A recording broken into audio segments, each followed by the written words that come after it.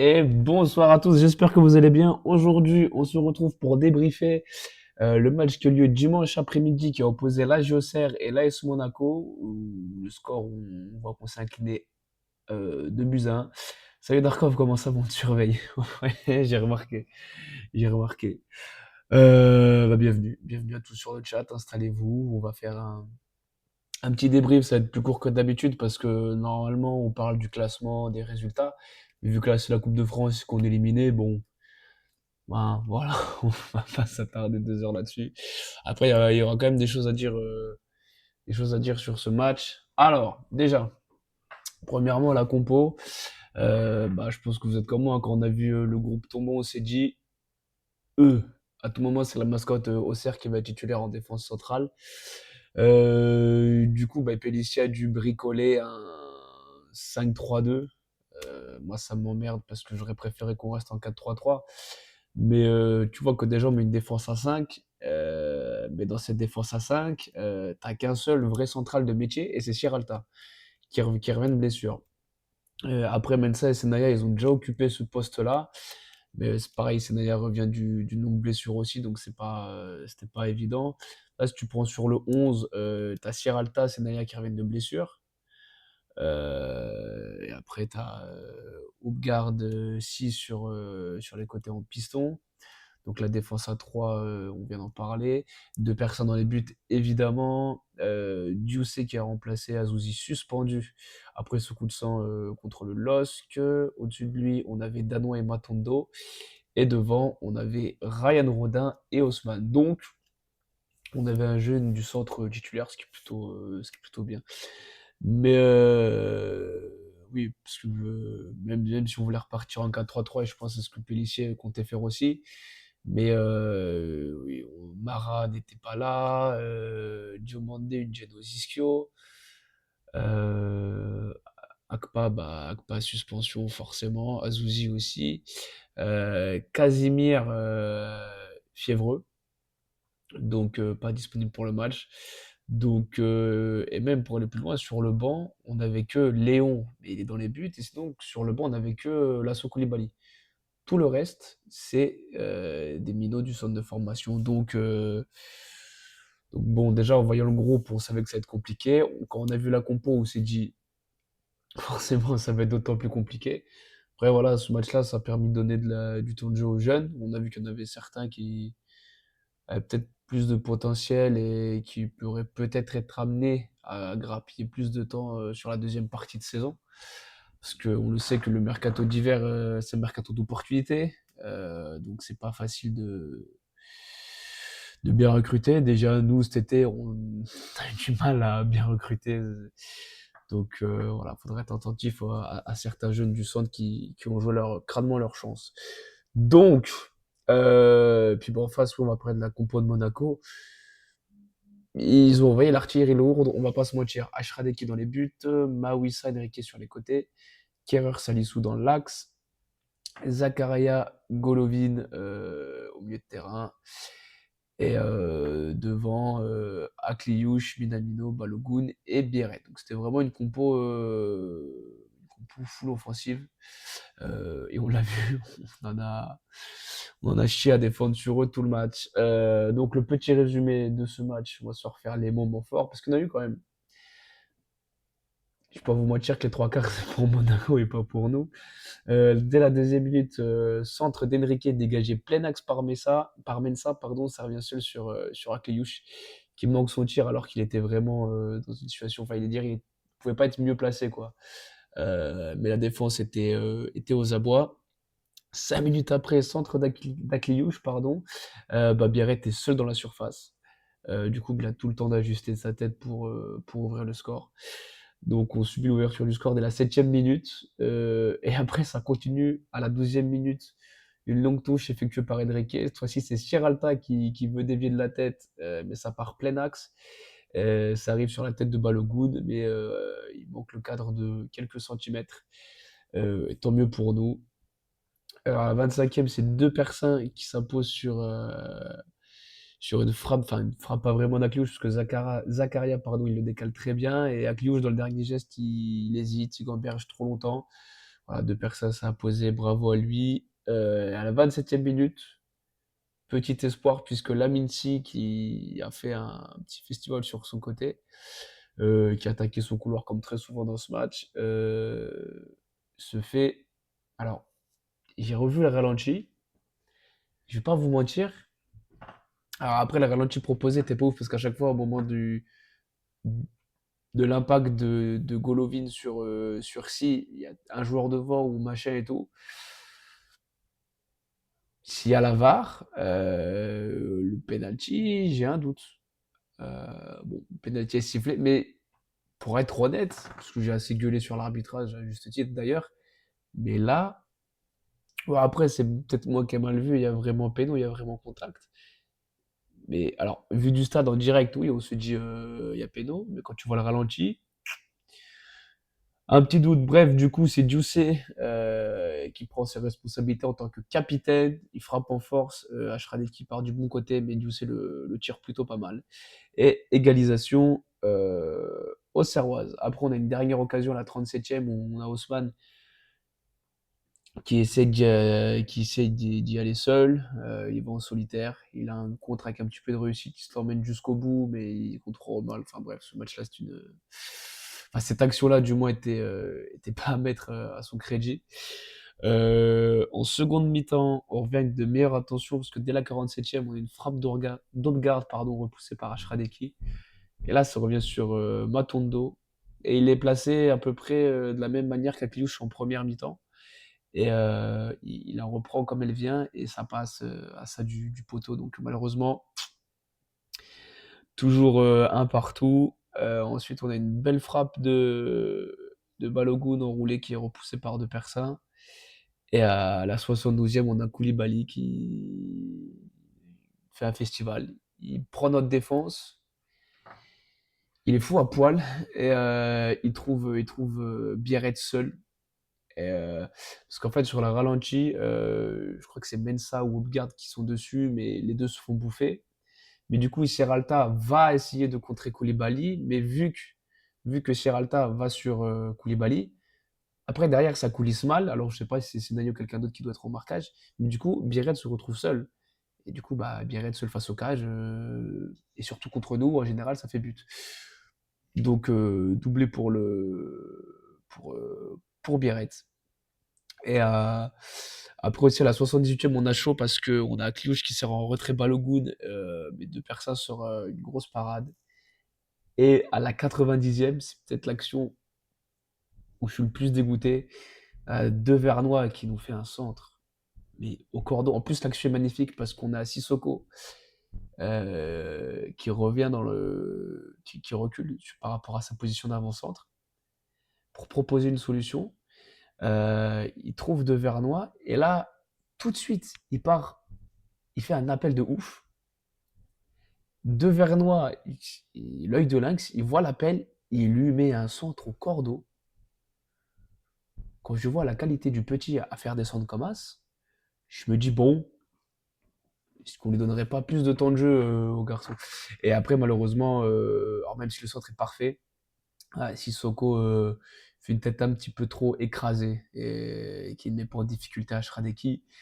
Et voilà, ça aurait été un but 100% centre du formation. C'est vrai que, en plus, sur un match de Coupe de France, l'histoire aurait été belle.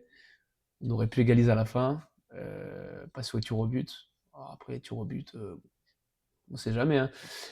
Mais voilà, après, on a une dernière micro-action à la 90 plus 3 avec un corner joué rapidement. Il me semble que c'est Djoussé qui refait une frappe extérieure de surface. C'est dévié par Ashradeki, mais bon, voilà. Malheureusement, c'est tout et on s'incline de buts à 1. Excusez-moi, j'ai une petite soif. On va se regarder vite fait les stats. Après, honnêtement, même moi, de ce match-là, j'en attendais pas grand-chose. Voilà, on voit que dans les XG, ils étaient à 3, nous à 58, c'est plutôt respecté. Sauf Monaco méritait de s'imposer, hein. Pour moi, il n'y a pas photo.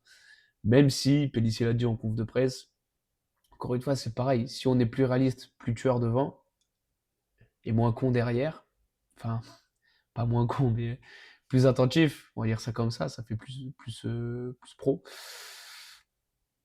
Tu peux au moins gratter le nul. Donc on a tiré autant de fois qu'eux. Eux, ils ont cadré 2 tirs de plus, mais ils ont pris 2 buts de plus aussi.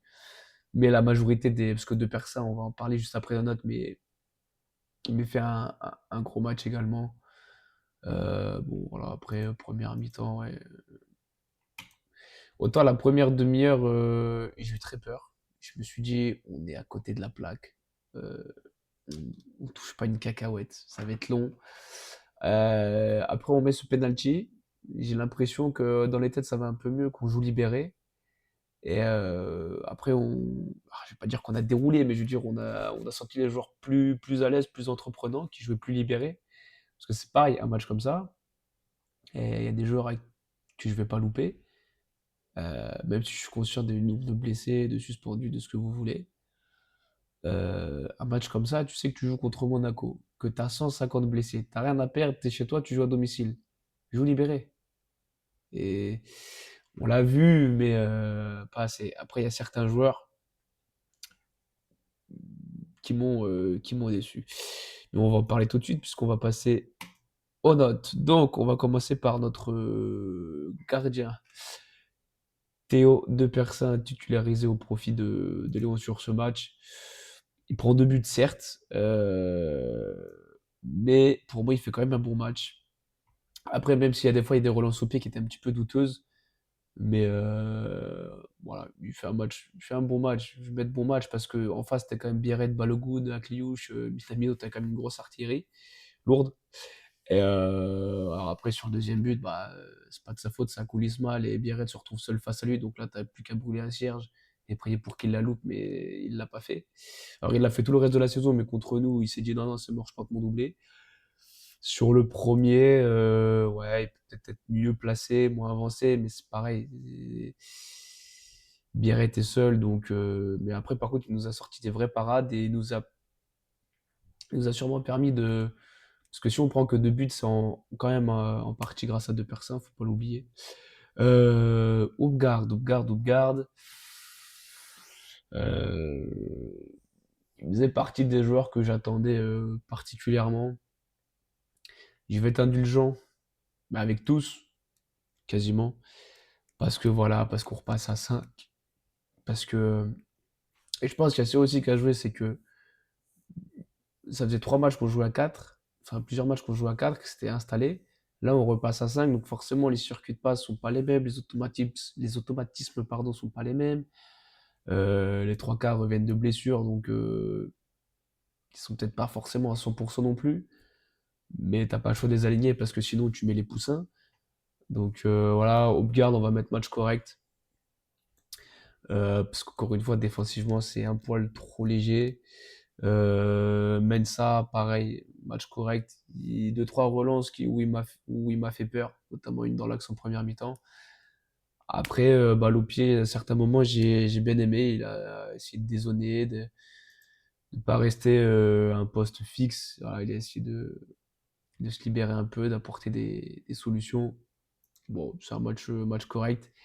Sierralta, j'hésite à le mettre dans décevant. Après, il a pas tout loupé dans ce match. On connaît ses défauts, on sait qu'il est lent. Donc face à Balogun, voilà. Il revient de blessure aussi, faut le prendre en compte. Encore une fois, je le répète, mais le système n'était pas non plus. Après, lui, on l'a recruté pour être le taulier de la défense. Techniquement, alors, toute proportion gardée, mais ça doit être le remplaçant de Djoubal. Vous m'avez compris. Ouais, ouais, ouais, allez, correct. Je vais pas l'assassiner non plus, pas sur un match comme ça. Marvin Senaya.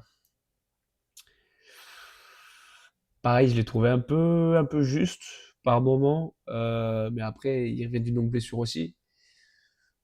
Donc, pas évident.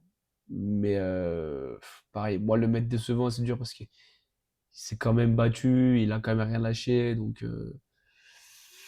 allez, on va le laisser en correct. Lamine Si, alors lui, décidément, il continue d'enchaîner les bonnes perfs. C'est assez impressionnant.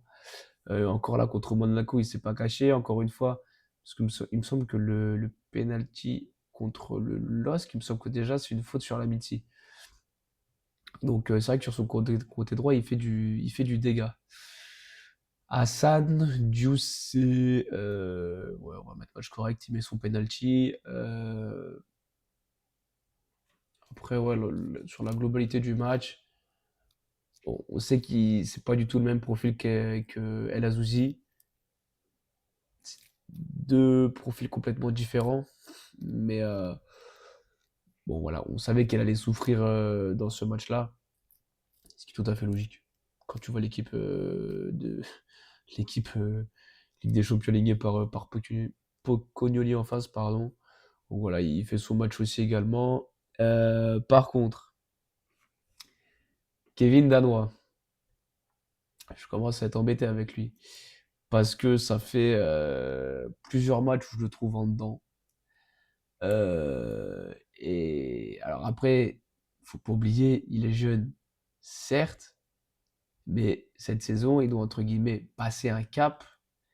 Et alors, parce que ok, la saison dernière, c'était un petit peu la surprise du chef, un petit peu Pélissier qui l'a sorti du chapeau comme ça. Il s'est incorporé dans le milieu de terrain et après, il n'est plus sorti. Là, depuis le début de saison, c'est des perfs en demi-teinte. Euh, on attend plus de lui et j'ai envie de dire à juste titre parce qu'on sait qu'il en est capable. J'adore le joueur, c'est pas le problème, mais faut avouer que là, ça fait plusieurs matchs qu'il est pas au rendez-vous et sur un match comme ça, c'est un des joueurs que j'attendais le plus avec Haussmann, avec Upgard, les trois pour des raisons différentes. Mais ouais, Danois, c'est peut-être le seul que je vais mettre décevant. Je l'ai pas trouvé dedans. Matondo, match correct. Moi, j'adore ce joueur. Je trouve qu'il a un abattage au milieu de terrain qui est assez impressionnant. Il court dans tous les sens. Il est devant, derrière, au pressing. Il est vraiment de partout. J'aime beaucoup. Alors après, il lui manque le dernier geste, malheureusement. Haussmann. Haussmann, je vais le mettre dans décevant. Pas pour les mêmes raisons que Danois. Parce que autant en début de saison, il fait deux passes D en deux matchs. Ok. Alors je me doute qu'elle n'allait pas faire une passe D par match non plus. Après, Pellissier le sort du 11 au profit de Casimir. Bon, c'est son choix. Mais Pellissier lui a donné dernièrement l'opportunité de se racheter, enfin de se racheter, de montrer qu'il était à la hauteur, parce qu'on le rappelle, il est que prêté. Et en plus, je crois qu'il a. J'ai regardé, mais je crois qu'il a un prêt avec option d'achat assez élevé. En fait, il faut bien se rappeler que Haussmann, euh, quand on le fait venir, c'est alors, pas le même profil, mais on se dit que tu tentes un coup un peu à la Junior Traoré. On sait que Junior Traoré, c'est au-dessus. Bon, on se dit que peut-être que Haussmann, dans une moindre mesure, peut apporter, voilà, peut apporter un plus offensivement. Sauf que, voilà, il signe à Brighton en 2024 pour 20 millions d'euros. Il est prêté la saison dernière à Feyenoord. 3 buts, 3 passes D. Voilà. Il dispute 7 matchs de LDC. Euh, alors, quand tu vois que l'expérience qu'il a, même si c'est un jeune joueur, bah, tu es en droit de t'attendre à beaucoup mieux. Et l'option d'achat, je sais plus elle est à combien, mais je crois il y a deux chiffres, hein. Je crois que c'est 10 millions. Mais je crois même que c'est plus que ça, hein. J'arrive pas à retrouver.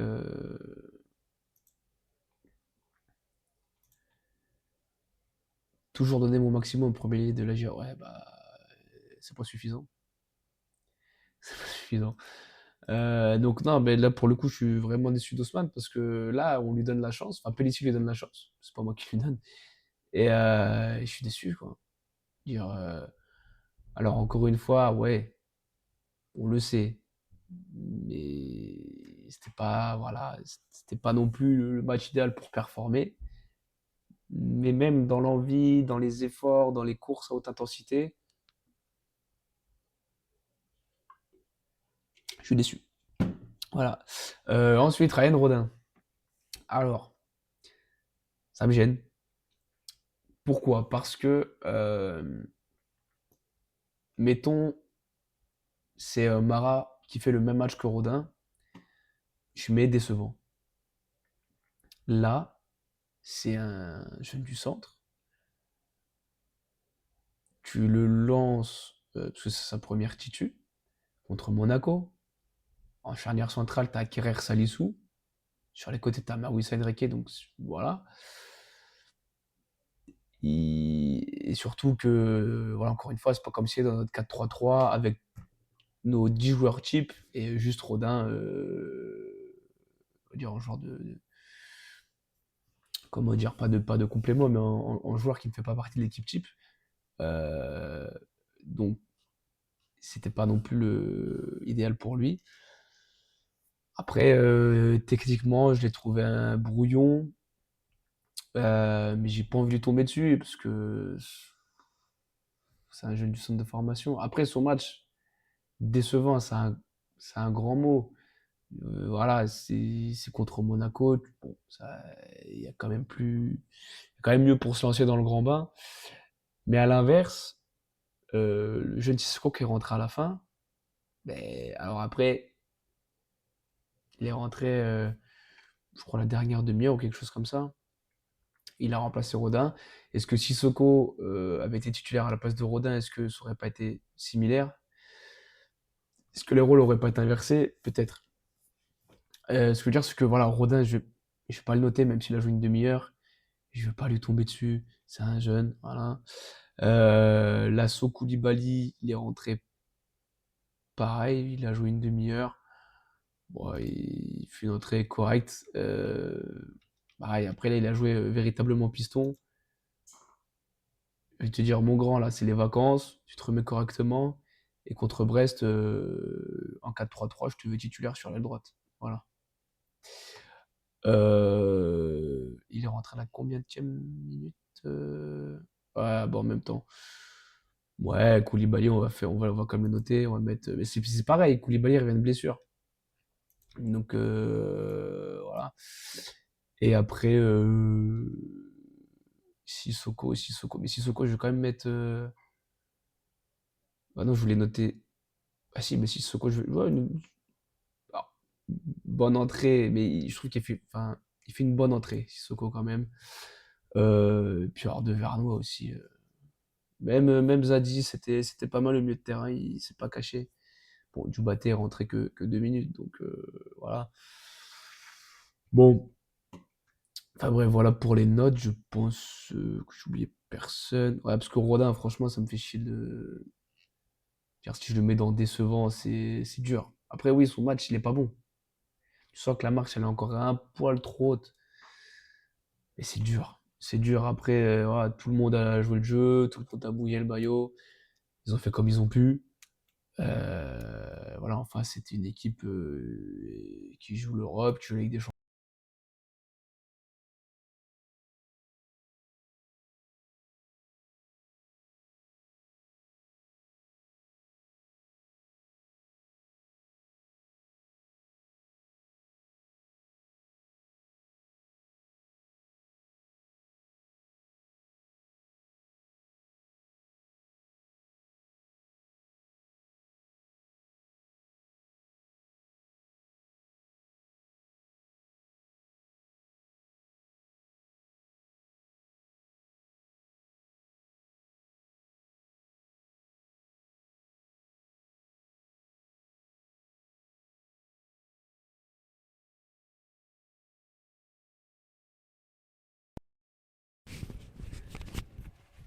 Si, Soupi, c'est juste que voilà, j'ai pas remis à recharger le micro. Enfin, j'en ai mis qu'un à charger sur les trois. Parce qu'au plus, j'en ai trois. Hein.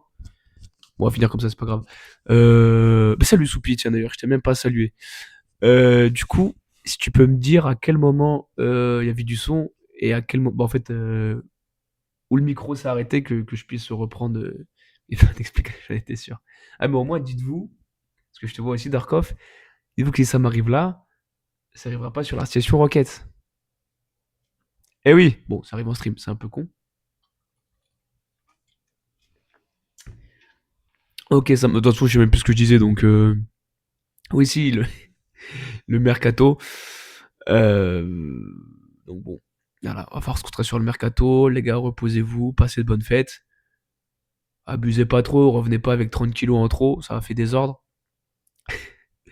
Et voilà, la Coupe de France, c'est fini. Full focus sur le championnat. Et puis bah voilà quoi. Voilà. Donc oui, là du coup, on va déjà s'arrêter là parce que du coup, comme je l'ai dit, ça.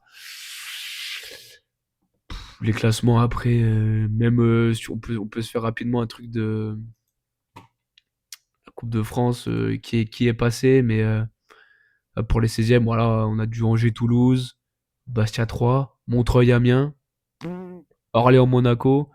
Bon, on aurait pu aller à Orléans, parce qu'on aurait pu être sympa. Avranches-Strasbourg, Lyonnais-Lorient, Istres-Laval, Le Puy-en-Velay-Reims, Sochaux-Lens, Chantilly-Rennes, Le Mans-Nancy, Metz-Montpellier, Nantes-Nice et Lille-Lyon.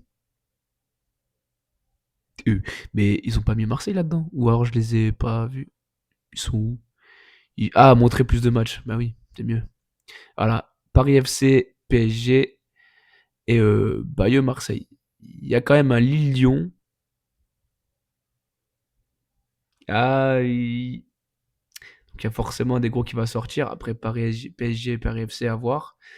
Et peut-être moyen qu'un club fasse la surprise cette saison en Coupe de France. En tout cas, il est trop beau ce micro. Oui, Darkov. C'est un très bon ami à moi qui me l'a offert. Bon, ouais, les gars, je vais m'arrêter là. Une petite demi-heure. Voilà. C'est déjà pas mal. En plus, déjà, j'ai fait le stream. Alors, en temps en heure. Et je l'ai fait le bonjour. Mais fait rien, on s'en branle de la chaîne. Et bon, je l'ai fait un peu plus tardivement. Mais voilà, je suis en vacances. C'est les fêtes de Noël. C'est détente. Voilà. Ok, bon, ouais, je vais pas tarder, Darkov. Donc voilà, le replay sera dispo dans la foulée sur YouTube et sur Twitch. Et en plus, j'ai fait une belle miniature pour, pour ce match. Donc voilà, n'hésitez pas à liker, partager, tout le blabla. Et nous, on se dit à très bientôt. Je vais essayer lundi prochain pour, euh, pour faire un petit peu un bilan de la première partie de saison. Voilà, noter tous les joueurs sur les premières parties de saison. Parler aussi mercato. Donc voilà, il faut que je me prenne à l'avance parce qu'il va y avoir du taf à faire. Je me connais, je vais me prendre à la dernière minute et ça va être compliqué. Ouais, ouais, t'inquiète, Darkov, je gère. Ah si, tiens, je crois qu'il y a notre ami HK qui stream. Est-ce qu'il stream encore notre ami HK? Il me semble que oui. Bon, on va lancer un raid chez l'ami HK. Voilà. Est-ce que je l'ai lancé? Ah, c'est une très bonne question. Est-ce que ça l'a mis? Ah le bâtard, c'est Opi qui dit. C'est sûr que tu vas apparaître Darkov. Ouais, c'est pas faux, on l'attend toujours les streams de Darkov. Aïe aïe aïe. Bon voilà, le raid est lancé sur la chaîne d'HK. Donc les gars, je vous souhaite à tous une bonne soirée, passez à tous de bonnes fêtes de Noël et bien sûr, allez la GIA. Ciao.